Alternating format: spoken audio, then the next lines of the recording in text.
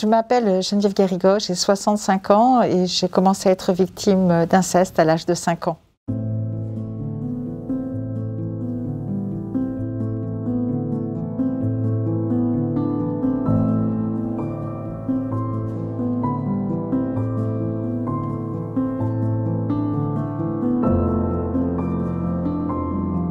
Ce dont moi je me souviens, c'est d'abord c'est tout ce que les mots, les choses qui me mettaient très en colère, type le fait même de prononcer le mot sieste, avant pour moi c'était pouvait générer des crises d'angoisse terribles.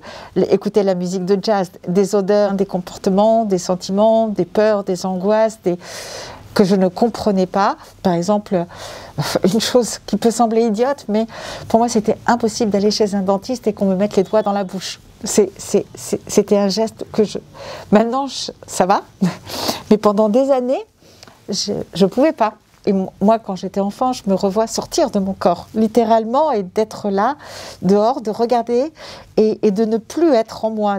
Et finalement, ce que je revois, c'est des gestes, c'est des mots, c'est des sensations qui remontent. Moi, j'étais littéralement au bord du suicide à un moment donné, c'est-à-dire que j'avais tellement de souffrance en moi, j'avais tellement de douleur. J'ai commencé à consulter jusqu'au jour, effectivement,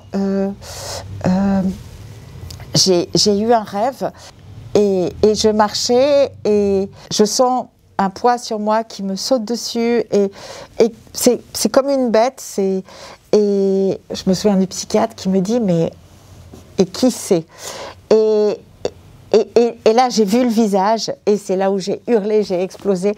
J'ai cru à l'instant même que j'allais mourir parce que voilà, j'avais 45 ans et la première chose que les gens vous disent c'est « T'es sûr que c'est pas ton psychiatre qui t'a influencé ?» Il y a toute une question du regard de la société par rapport aux personnes qui ont été victimes d'inceste. Il y a ceux qui se sentent gênés, ceux qui détournent le regard, ceux qui vous invitent plus à dîner parce que tout d'un coup c'est comme si vous étiez marqué du sceau de l'infamie. Mais en même temps je me disais c'est pas possible que ce soit ça et là j'en ai parlé avec une de mes sœurs et elle m'a dit oui moi je m'en souviens. Et ce dont je suis pratiquement sûre c'est que je n'ai pas été la seule dans ma fratrie.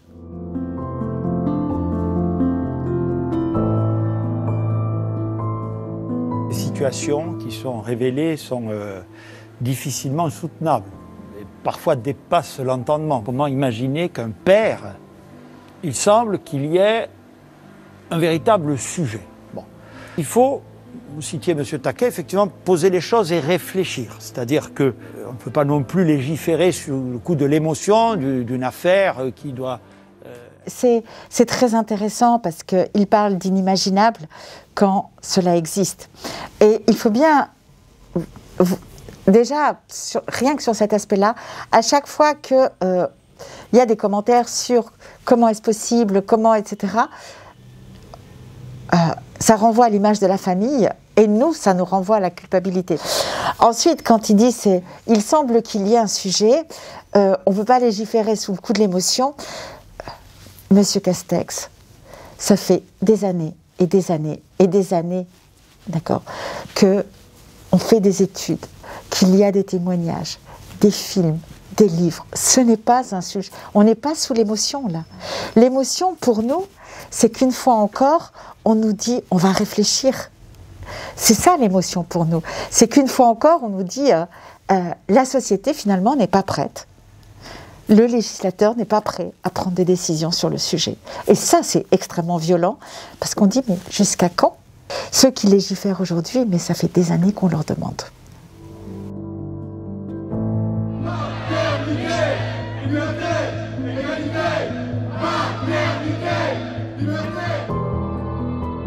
Tous les débats que j'entends ne font que, finalement, apportent une dose de violence. On a une idéalisation d'une famille normée, dans une vision assez conservatrice de la société, où la famille est sanctuarisée, où on vous explique que si un enfant n'a pas un père et une mère, eh bien, finalement, c'est pas un enfant, il va être délinquant, il va pas être équilibré et tout. Et là,